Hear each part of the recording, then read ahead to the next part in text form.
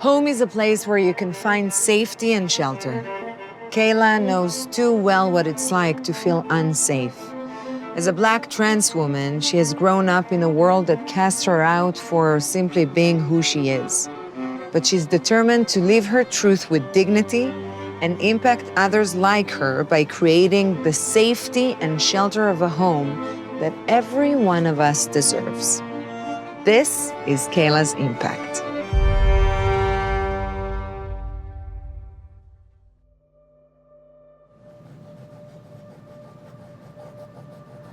Home is a place where you can go and you can seek safety and shelter. Home is like a sanctuary. Wherever I lay my head, I try to make it my sanctuary, my peace.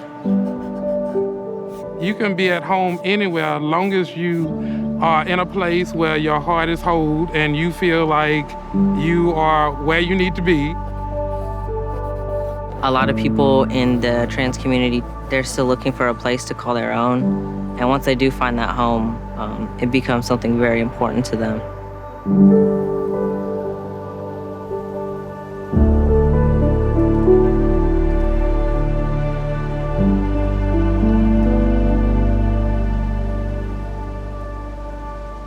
We got to get our survival kits. We're doing about 25 to 30 this week. We want to make sure that we are putting all of our PPE supplies in. That's our mask, that's our hand sanitizer. And we definitely want to make sure that we're putting in our gloves, our hats, and our warming blankets. We put pepper spray, we put mace, we have alarm kits. We have alarm kits, we have stun guns, pretty much everything that you need to protect yourself. Except for a gun. Except for a gun. These kits are for trans women, trans femmes, trans masculine folks, as well as non-binary people. And we make our kits depending upon what type of items we get donated to us.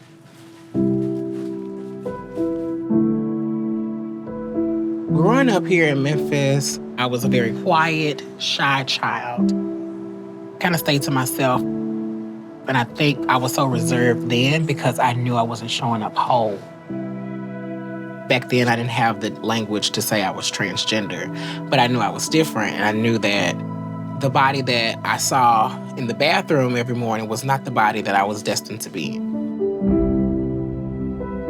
I feel like a lot of my femininity, I suppressed it because I started noticing the negative reactions I would get from people who were not my family. I started transitioning about maybe 10 years ago. I made a firm decision that I wanted to change the outside to match what was on the inside. No one knew in my family that I was transitioning until maybe a year into my transition. And I told my mom by sending her a picture of me when I felt like I had achieved a few goals in my transition. Having a gay child's one thing, but then you have a child who's actually changing their gender, defying what society says, gender constraints should be. It's a bigger pill to swallow. Anybody else want food? Y'all good? Would you like a survival kit? I've been one of those girls that didn't feel like I fitted in or I didn't belong anywhere. Would you like a bag of food? Being trans is a race within its own. So imagine being African American and trans on top of that. So it's like I'm battling two things. I have to be this type of way and this type of way. I have to fight for being an African American and I have to fight for being a transgender woman in America. So I have literally all the odds against me. In the South in general, people like me aren't accepted. And a lot of girls like me don't make it to the age of 35, and I will be 34 this year. So that's a blessing within itself because I've seen so many girls die at 25, 26, 22, over people just not accepting them for being who they are. You be safe, okay? Have a good one, be safe.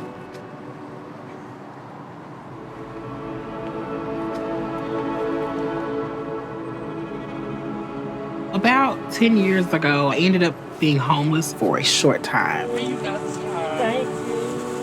I was stabbed 5 times. Both of my hands were slit wide open with a butcher knife. And I remember one night, and I was like, my mom can't find me.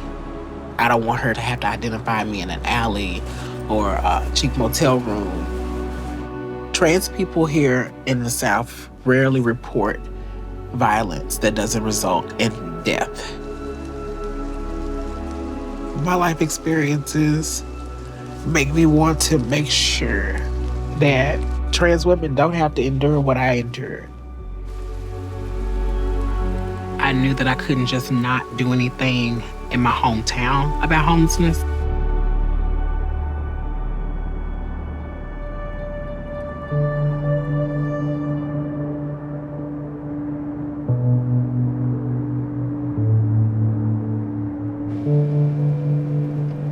There's no security and safety for trans folks in shelters.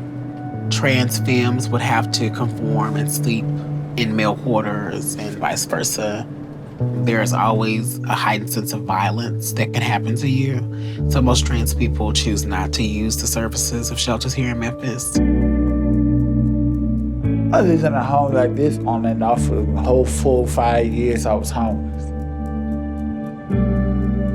Some landlords, they'll turn me around and say, we don't allow people like you here. Sometimes I had to sleep in abandoned houses like these because that's the only way I knew how to survive. I felt like I don't got nowhere else to go. We were trying to figure out what's a permanent solution to this housing problem. And what we realized was that in our journey through my sister's house was when we became homeowners, we had a lot more autonomy over how we governed our space. So we wanted to pass that blessing on to the individuals in our membership, which is home ownership, in the form of a tiny house. So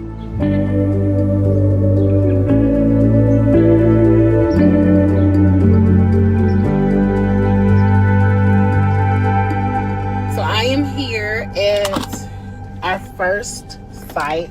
I just wanted to come by some shades. Okay, so we are here. I'm gonna turn this camera. And here is our 2 tiny homes, our first 2 tiny homes. We'll walk on in. So you can get an idea of what it's gonna look like. And I also wanna show y'all the neighborhood, just to show y'all. There are very few houses over here, and we're in hopes of acquiring all of these lots that are adjacent to our tiny homes to revitalize it, provide free and affordable housing, specifically to the TGNC community here in Memphis, Tennessee, because we deserve it. We deserve it.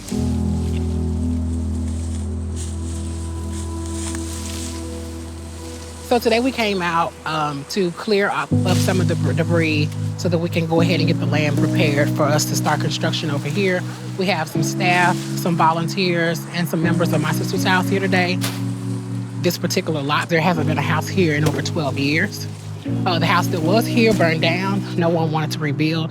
And people just come here and dump tires and like a lot of the stuff that we've seen today. It has been a lot of work. And we've had to raise a lot of money.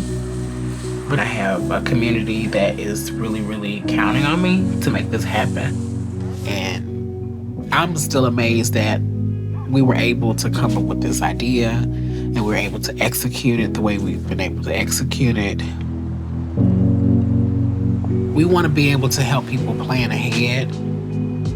These homes will allow people to plan for 5 years and plan for 10 years. People can go back to school. People can actually live a full life thriving versus only being able to plan for a week or a month in advance.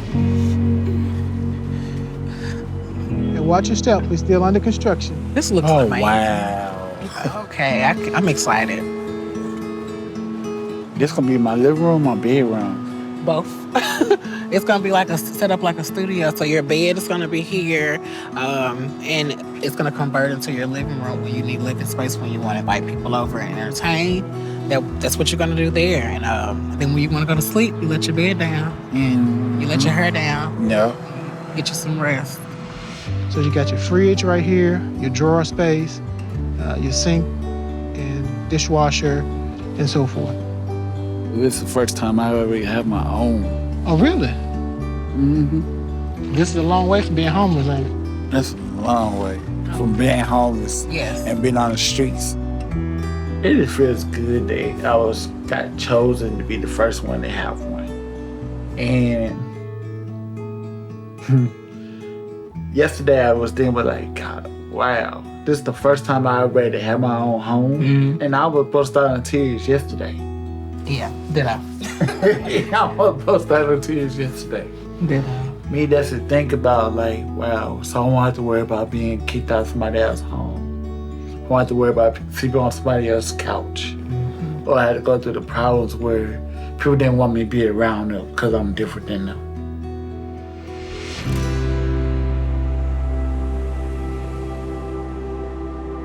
If there was one thing that I would like people to know about trans folks, is that we're human, that we have feelings, and that we're worthy. Like, of everything that we're asking for or everything that we're entitled to, we're worthy of it. We are sitting here in a house that's completely built. Somebody has to inhabit it. And I think it should be you. What? I think this should be your house. Oh, You didn't know you was gonna get a house today, did it? I didn't even put it in retrospective or just, girl, you know I didn't think nothing about it. You have shown a lot of courage. You help a lot of people. You nurture people. And I think it's time for people to start nurturing you. And the community has nurtured MSH to be able to provide this house to you, if you'll accept it.